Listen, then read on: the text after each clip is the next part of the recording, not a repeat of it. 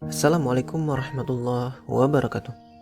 Saya Fikri Fatur Rahman dan pada kali ini saya akan membacakan sebuah cerpen yang berjudul Matinya Seorang Demonstran, karya Agus Nur. Sebuah cerpen yang menceritakan kehidupan di balik demonstrasi 98. Tapi sebelum itu, selamat datang dan kembali lagi di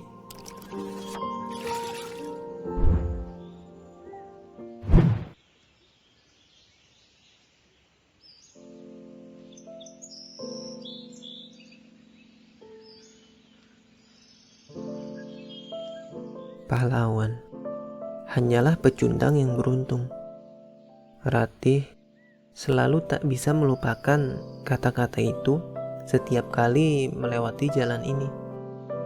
Telah banyak yang berubah. Tak ada lagi deretan kios koran, warung gado-gado, dan penjual bensin eceran di pojokan. Bangunan kuno asrama mahasiswa yang dulu berada di sisi kanan telah menjadi ruko bergaya modern. Waktu mengubah gedung-gedung, tapi tak mampu mengubah kenangannya. Ratih tersenyum membaca nama jalan itu. Teringat apa yang dikatakan Eka. Banyak orang ingin jadi pahlawan agar namanya dijadikan nama jalan. Mungkin itulah satu-satunya keberuntungan menjadi pahlawan di negara ini. Ada sinisme dalam kata-katanya. Tapi itulah yang ketika pertama kali bertemu dalam satu diskusi membuatnya suka pada Eka. Dia selalu menarik perhatian dengan pernyataan-pernyataan yang disertai kelakar. Militerisme pasti mati di republik ini. Dan aku adalah orang sipil pertama yang akan menjadi Panglima ABRI. Tak hanya dapat bintang 5, tapi bintang 7. Lumayan, bisa buat obat sakit kepala. Saat itu, Presiden Soeharto memang baru mendapat gelar Jenderal Besar bintang 5. Dan bintang 7 adalah merek puyer obat sakit kepala. Ratih kemudian tahu, Eka seorang penulis. Mungkin itu sebabnya dia cenderung penyendiri. Aku kurang flamboyan sebagai aktivis, katanya tertawa. Dia tak suka tampil berorasi di mimbar. Mungkin sadar, suara cemprengnya tak akan membuat terpesona para demonstran. Dalam perjuangan, ada yang menggerakkan, ada yang memikirkan. Aku memilih yang kedua, katanya. Mimbar dan panggung itu godaan. Banyak yang tampil di mimbar hanya ingin mendapatkan sebanyak mungkin tepuk tangan. Begitu turun panggung, mereka lupa dengan apa yang mereka katakan. Ratih ingat ketika Eka mengantar pulang setelah menonton pertunjukan teater di auditorium Fakultas Filsafat. Eka yang menulis naskahnya. Ratih yakin saat itu Eka mengajaknya nonton karena dia pingin pamer naskah yang ditulisnya. Naskah yang menurut Ratih terlalu sok filosofis. Bagaimana seseorang mesti berani menengguk racun untuk membela pemikiran yang diyakininya. Penulisnya seperti hanya ingin menunjukkan bahwa ia adalah mahasiswa filsafat yang merasa lebih hebat dari Sokrates yang dipujanya. Lakon yang kamu tulis itu membuktikan kamu memandang hidup ini getir. Makanya selalu sinis. Sinis bagaimana? Ya, hampir semua hal kamu tanggapi dengan nyinyir. Jangan salah, Eka menatapnya tajam. Kamu harus membedakan antara filsuf dan orang biasa. Kalau orang biasa sinis, akan dianggap nyinyir. Tapi kalau filsuf sinis, itu disebut kritis. Gundulmu, Kak. Eka tertawa dan memeluk pundaknya. Entah kenapa, saat itu ia tak mencoba mengelak. Laki-laki romantis adalah laki-laki yang bisa membuat perempuan tertawa. Ratih teringat kalimat di sebuah buku, menikahlah dengan laki-laki pertama yang membuatmu tertawa. Ia lupa judulnya.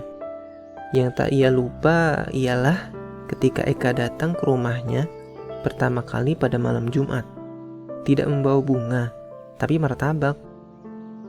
Pertama, meski kutegaskan, katanya, aku sengaja datang malam Jumat karena tahu malam Minggu kamu sudah milik orang lain. Aku tak berhak mengganggunya. Seseorang yang bahagia adalah seseorang yang diberi kesempatan memilih dalam hidup. Jadi, kamu tahu, aku sudah punya pacar.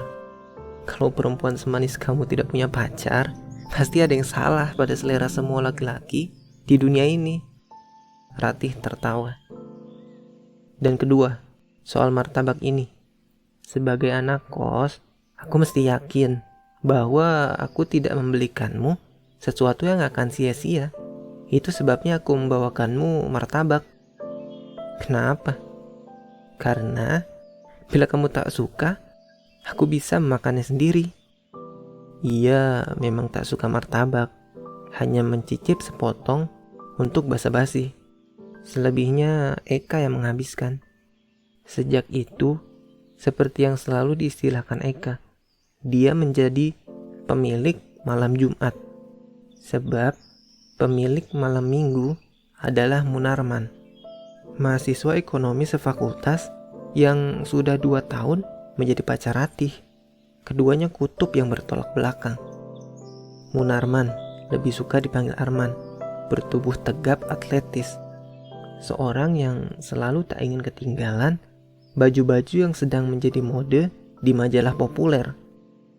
Eka ringkih dan selalu tampak kucel dengan kaos yang seminggu bisa dipakainya terus-menerus. Dia punya argumen, jauh lebih berguna menghabiskan waktu untuk membaca buku daripada untuk mencuci baju. Arman selalu mengajaknya ke kafe, diskotik, atau ramai-ramai karaokean dengan kawan-kawan gaulnya. Bila mengajaknya keluar, Eka membawanya ke acara-acara diskusi, pembacaan puisi, pameran lukisan, atau sampai larut menghabiskan sepoci teh di warung dekat kampus. Seringkali malah hanya jalan kaki, menyusuri jalan tanpa tujuan. Jalan kaki ini bukan perkara ideologi, kata Eka, tapi karena memang tak punya mobil.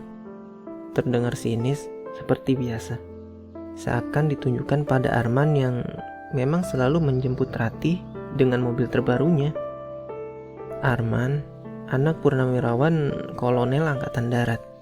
Ayah Eka, guru sekolah dasar Inpres di sebuah desa yang dalam ungkapan Eka sendiri disebutnya tak akan pernah pantas dimasukkan dalam peta Indonesia saking terbelakangnya. Arman selalu pamer pangkat orang tuanya. Orang-orang seperti ayahku lah yang memiliki negara ini.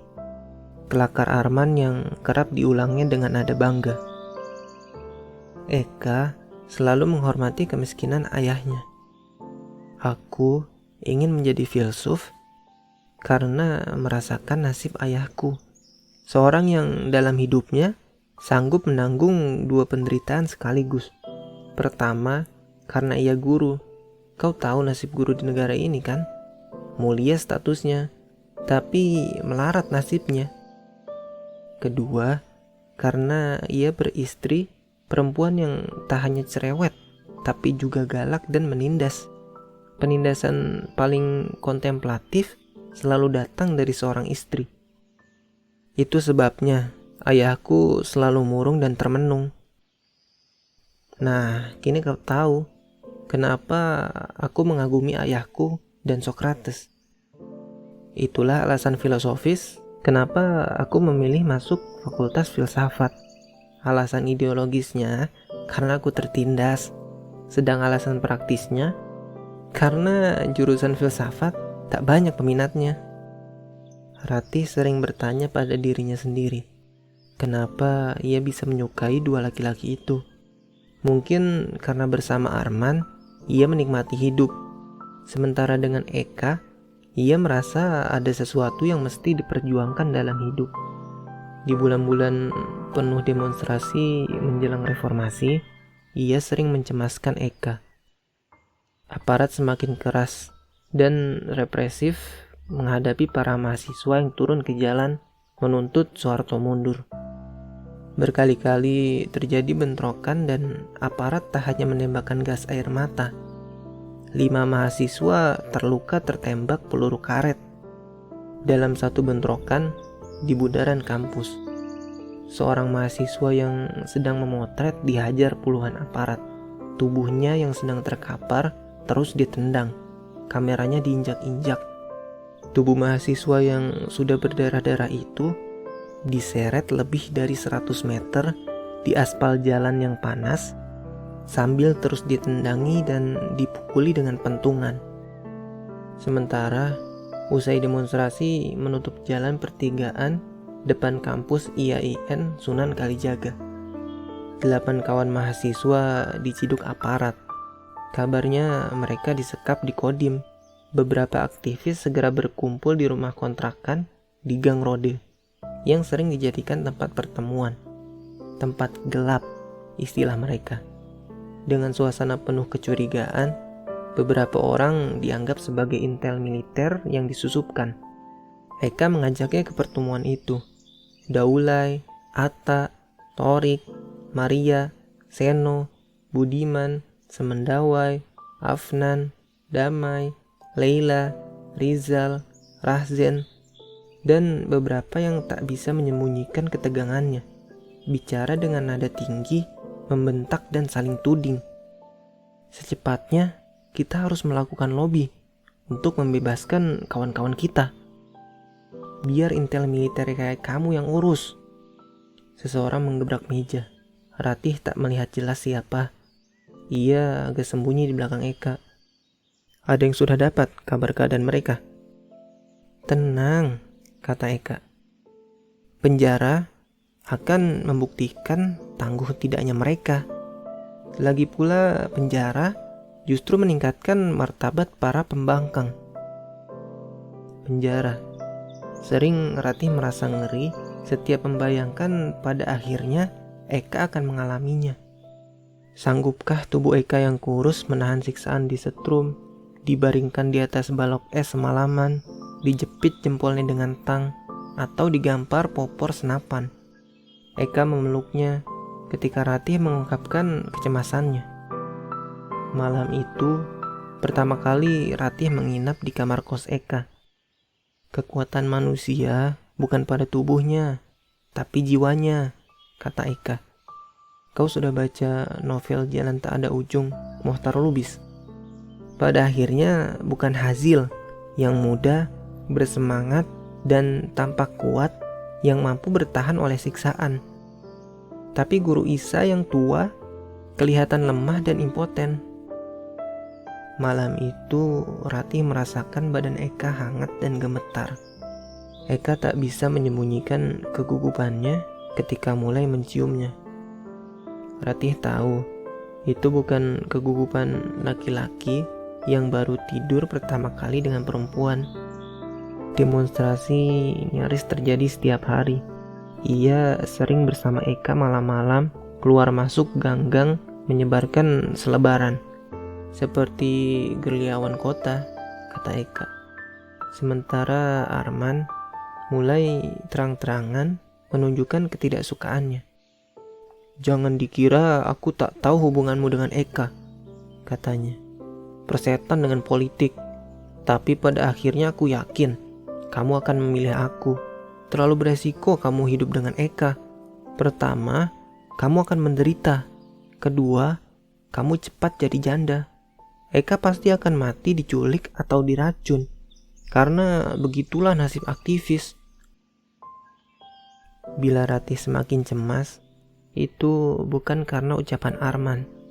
Tapi rasanya memang ada yang tak akan pernah mungkin mampu ditanggungnya bila ia terus dekat Eka. Ibu pun mulai tak suka setiap kali Eka datang ke rumah. Berita-berita demonstrasi di televisi membuat ibu melarangnya pergi.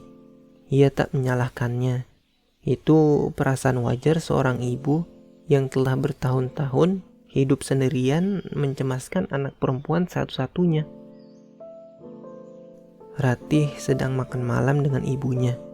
ketika bentrokan antara mahasiswa dan aparat di jalan tak jauh dari rumah terus berlangsung hingga selepas Isya.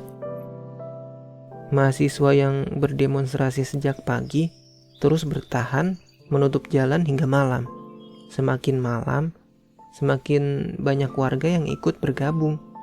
Aparat membubarkan paksa dengan menembakkan gas air mata. Truk-truk yang mengangkut pasukan terus menderu melintas. Suaranya terdengar dari rumah Ratih. Serentetan suara senapan dan ledakan sesekali menggelegar. Suasana mencekam, bahkan terasa hingga ke dalam rumahnya. Beberapa demonstran beberapa kali terlihat berlarian ke dalam gang samping. Aparat menggedor-gedor pintu, mencari mahasiswa yang sembunyi di dalam rumah penduduk. Saat itulah Ratih mendengar pintu diketuk. Ibu terlihat pucat. Hati-hati ia mengintip dari celah korden. Ternyata Arman. Dia buru-buru masuk dengan gugup. Dia bercerita kalau dirinya terjebak di tengah-tengah kerusuhan ketika menuju kemari. Di jalan ada 2 panser yang memblokade jalan. Mobilnya digebrak-gebrak dan diancam hendak dibakar. Mobil ia tinggalkan dan segera berlari menyelamatkan diri. Ibu memberinya segelas air putih. Tangan Arman gemetaran memegangi gelas. Baru tengah malam bentrokan mereda. Karena merasa sudah aman, Arman pamit pada ibu untuk melihat mobilnya, sekalian mau beli rokok. Ada 2 hal yang tak gampang diduga, nasib dan politik. Esok siangnya, Ratih mendengar kabar yang tak pernah dibayangkan. Arman mati tertembak peluru nyasar ketika bentrokan kembali memanas di jalan itu, dan aparat dengan serampangan melepaskan tembakan. Ratih juga tak lagi bertemu Eka setelah bentrokan yang terus berlangsung hingga subuh itu. Tak ada yang tahu kemana Eka. Kawan-kawannya yakin Eka diculik dan tak jelas nasibnya. Begitu lulus kuliah, Ratih memilih pergi dari kota ini. Berusaha melupakan ingatan pahit itu. Hanya pulang sesekali untuk menengok ibunya. Dan setiap kali pulang, mau tak mau, ia pasti melewati jalan ini. Dan kenangan itu selalu muncul kembali. Dulu, ia mengenal jalan ini sebagai Jalan Suto Wijayan. Kini berganti Jalan Munarman. Pecundang memang seringkali lebih beruntung. Yogyakarta 2010 sampai 2013.